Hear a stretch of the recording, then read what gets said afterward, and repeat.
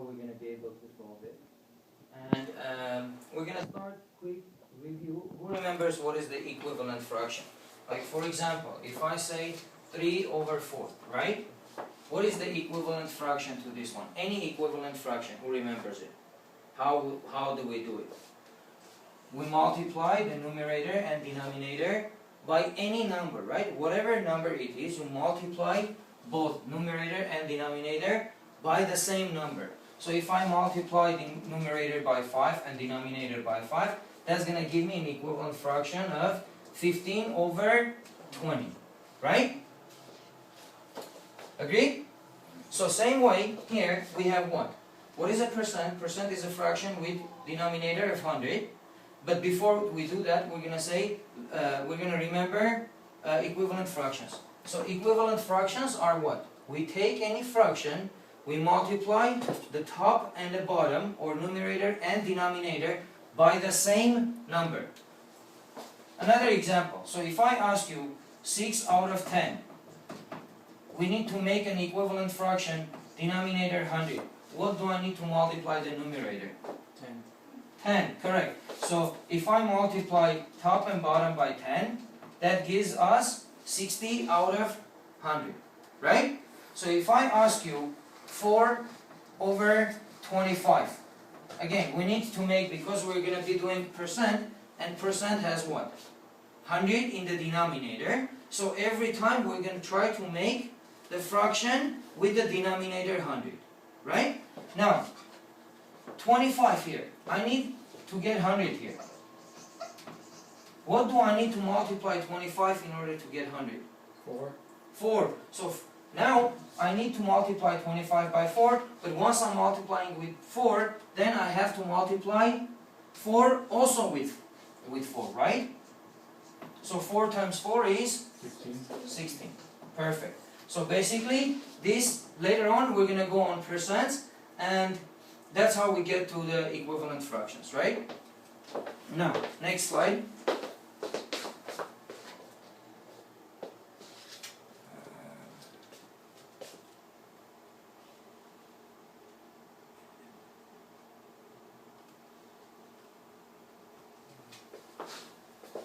So, we have talked, we reviewed what is the percent, right? It's a fraction with the denominator of 100, correct? So percent is a fraction with denominator of 100. Then we talked about equivalent fraction, right? We brought in an example for, let's say, 5 over 20. The equivalent fraction would be what? The numerator would be 25. A little bit loud. 25 out of 100. So what do? We multiply numerator and denominator by the same number, right? Yes. Okay, so what is the definition of percent? What does it mean? 100. Right. No, we're gonna basically, this is what we're gonna cover, right? So we're gonna cover the definition, the notation, solving, how do we find it, and real life examples, where do we use them, right? Okay, so let's start with the definition. What is the definition? Comparison of a number to 100 per 100. What we mean by that is a number out of 100. So, example, 25% means 25 out of 100. So, if I ask you guys, what is 3%? What do we understand? 3 out of 100. Correct. So 3% would give us what? 3 out of 100, right? If I say 6.7%, what does that mean? 6.7 out of 100. So the percent means whatever the number is out of 100, right? So far so good?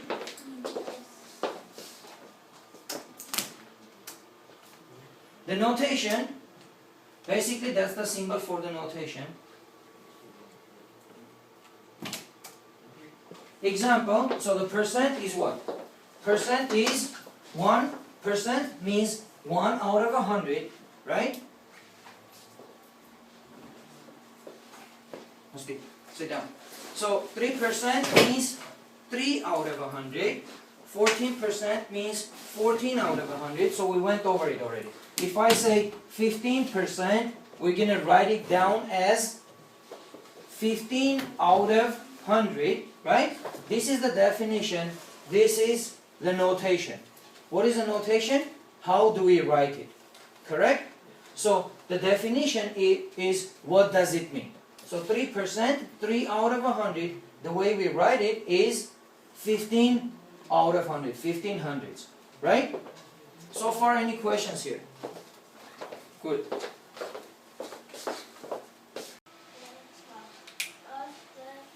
Okay, how do we solve it? So we went over the definition, we went over the notation. Now we're going to be doing the solving. For the solving, we use proportion, right? What is the proportion? Basically, it's a comparison. So we have is over of equal percent over 100. So, for example, it says what number is 5% of 100? So in our case, what numbers I colored it so we can easily see it. Alright, what number is, that's our variable, we don't know. Of is the 35, right? If you see it, what number is in the red is the x. Of is 35, so you compare this proportion with the proportion on top. They look the same. Percent goes for the percent sign, and 100 is always there. Let's do an example. Let's do one quick example.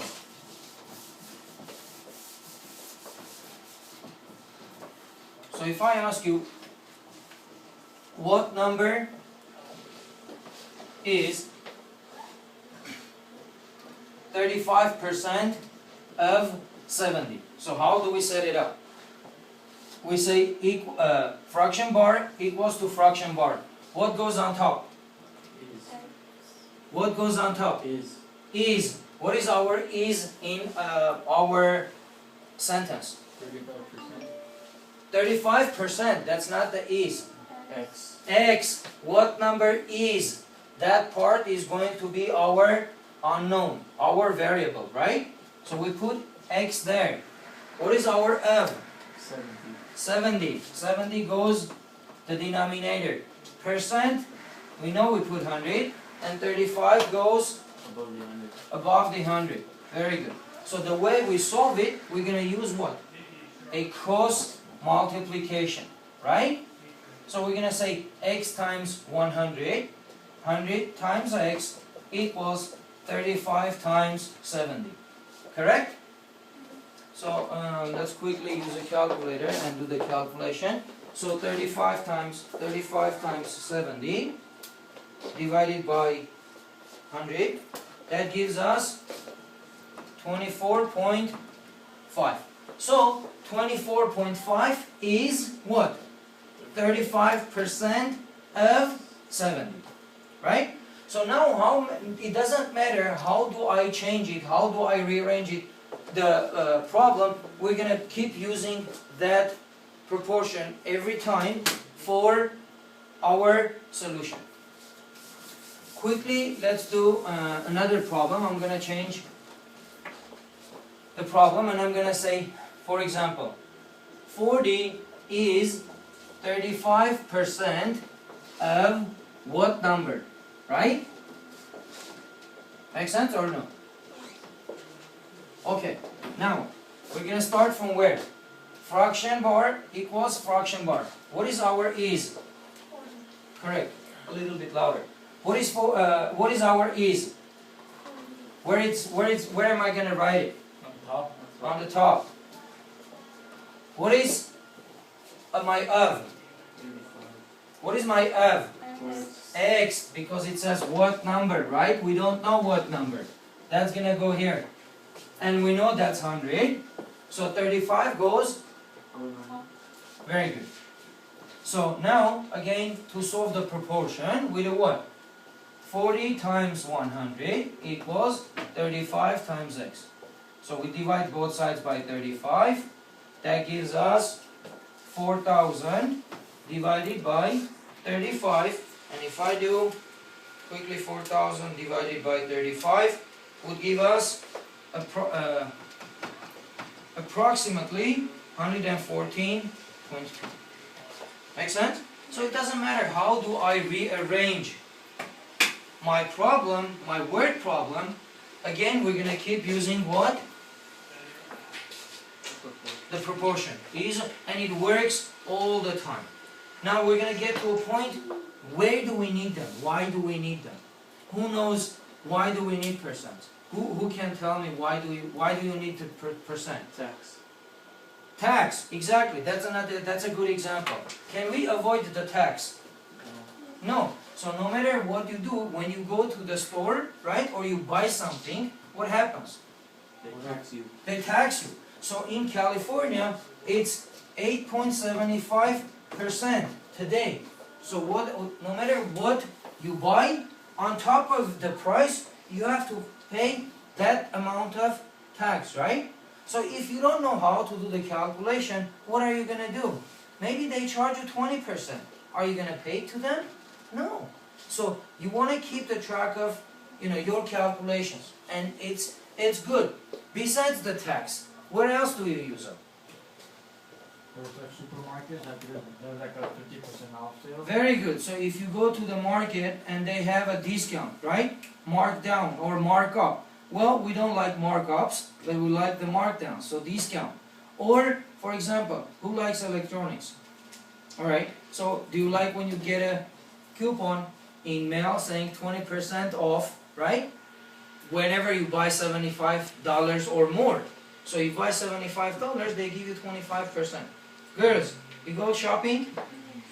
Alright, so don't you like when it's under markdown, or there is a markdown on it, or there is a discount on it? Okay, so basically you use this on our daily life, right?